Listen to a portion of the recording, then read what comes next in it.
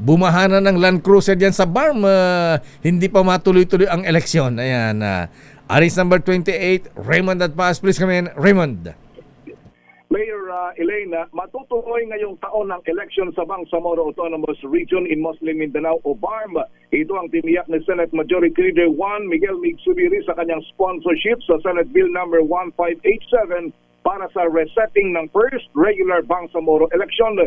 Ngunit sa halip na sa March 31 ay gagawin na ito sa ikalawang Lunes ng September 2026. Paliwanag ni Subiri, ito na ang ika-4 na postponement at sana ito na ang maging final na pagpapaliban dahil 7 taon nang naging batas ang Bangsamoro Organic Law, ngunit hindi pa nakaranas ang mga taga-BARM na mamili ng kanilang mga lider.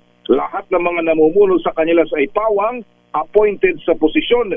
Para kay Subiri, kung hindi magkaroon ng halalan sa BARM ay baka masayang ang naranasan ng pag-unlad ng rehiyon dahil simula nang ipatupad ang BUL ay malaki ang nabawas sa mga nangyayaring karahasan, bagamat naabulabog na naman ang BARM dahil sa paggamit ng RPG laban sa isang mayor sa Maguindanao. Naapektuhan ang postponement ng halalan sa BARM dahil sa COVID-19 at sa desisyon ng Korte Suprema nagtanggal sa Sulu bilang bahagi ng rehiyon. Narito si Senator Mig Subiri. With this measure, Senate Bill number 1587 will finally set the date of the election on the second Monday of September 2026, and we will ensure that this pushes through without further delay. It is already the 4th postponement, Mr. President, and it has to be the final one. We cannot delay our people's right to vote any longer. To do so would be to undo our hard-earned gains of peace and progress in the Bangsamoro Autonomous Region in Muslim Mindanao. Tinanglan ni Senator Subiri ang panawagan ng ilang sektor na isabay na lang ang eleksyon sa BARM sa 2028. Masyado na itong matagal at hindi na makapaghintay pa ang ating mga kababayan sa rehiyon. Isasalang ito sa interpellation ngayong araw at inasang maaprubahan sa second reading sa susunod na linggo. Narito muli si Senator Mig Subiri.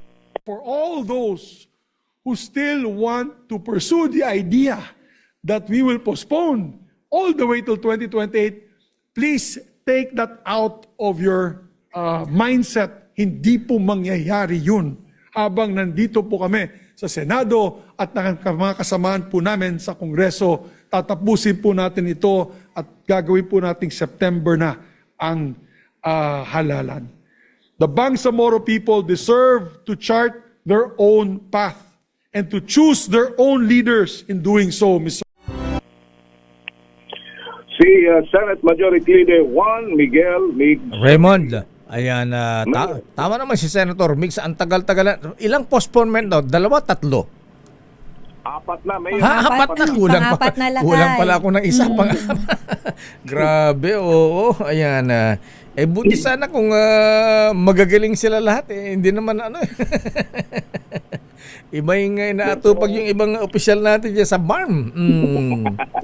Ayun na nga, yun ang binabanggit na maganda yung, kumbaga kahit na kung ano man yung nakita naman na ng mga taga-BARM yung performance ng mga leader nila, maganda na sila na mismo ang pumili dahil tiyak naman, ang pinag-usapan dito Mayor, yung sino yung mga performer dyan, tiyak naman na mapipili mo. Yes, kasakali. Pero yung mga opisyal dyan na sandamakmak ang mga luxury cars, ayan, pati anak na naka-Ferrari pa. Oh, yung anak niya, ba't bigla nagkaroon ng Ferrari yun? Dati alang-ala naman yun, ha? Naging opisyal na number yung tatay, eh. Ano ba? Ayan. So, para makapili na sila ng mga bagong mamumuno sa BARM leader. Okay, so ano pa ang latest sa Senado, Raymond? Tahimik yung mga yung mga defenders of China. Mga homegrown. Kumusta yung mga engrown? Ayan. Homegrown, hindi ingrown. Ganun ba? Engrown. Gusto ko engrown. Mas maganda eh. Ayan. Kumusta yung mga engrown dyan? Ngayon may kumakasana sa mga nagamo ng debate. Ba't natameme yata sila ngayon? Yun na nga yung nagsalita naman na muli yung kaya medyo nanggagalaiti itong si SP Tito Sen dahil dun sa huling pronouncement ng embassy ng China na political stunt lang daw yung resolution. Kaya nagagalit si Senator Tito Soto at pagkasabi na dapat ay marunong silang rumespeto Yan. yung mga taga-Chinese embassy. Ang problema kasi, Mayor, alam naman natin na meron naman talagang mga nagtatanggol sa kanya. Ayun, yun ang masakit doon eh, ha? Kaya malakas ang loob may defender sila sa Senado. Ayun na, Saan yun ka yung pa? Sa Senado pa dinedepensahan, di ba? Lalakas nga ang loob, lalong lalastog, lalong yayabang. Maririnig mo yung mga usapan dito, Mayor, na sinasabi bakit nung sana kung narinig sila na kahit man lang isang beses nagsalita nung binobomba tayo ng tubig Ayan. at hinaharas yung mga sundalo at mga isda natin, kahit pa paano medyo mawala yung duda pero hindi nung binobomba tayo ng tubig, sabi nila wala silang imik. Nung gumawa ng karikatur si Commodore Tariela, nag-ingay bigla. Yung ganon. Karikature lang yan, ha? Ayan. Nasaan sila nung binubomba ng tubig yung mga fishermen natin? Pagkatapos yung...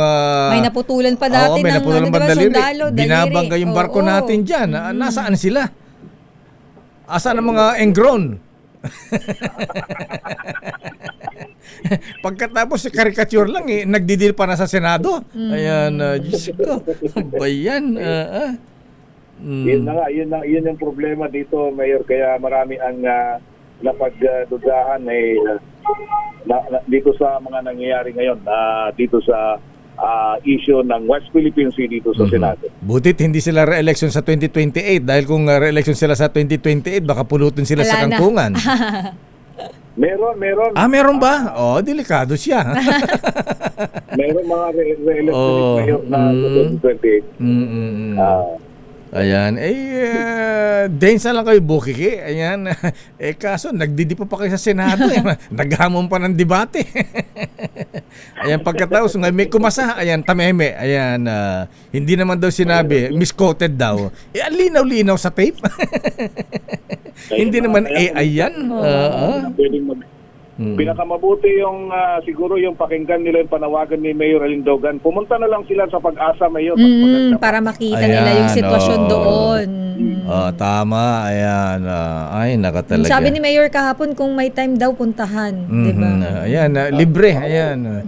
Isasaka sa Chinese Coast Guard. Pwede silang, samahan natin sila, Mayor, kung kailangan nila. Ayan. Yun, Ayan. Iba talaga mga... Ngayong umaga, Mayor, yung committee ni Senator Risa Ontiveros on Electoral Reform, meron ding consultative meeting dyan sa Calamba, Laguna para doon sa isinusulong na anti-political dynasty law. Samantalang dito naman sa Senado, may hearing si Senator Erwin Tulfo tungkol pa rin sa problema naman sa isugal na namumunini ngayon dito sa ating bansa. Ito si RH20, Raymond Adpas para sa DZRH, una sa Pilipinas, una sa Pilipino. Maraming salamat, Raymond Adpas.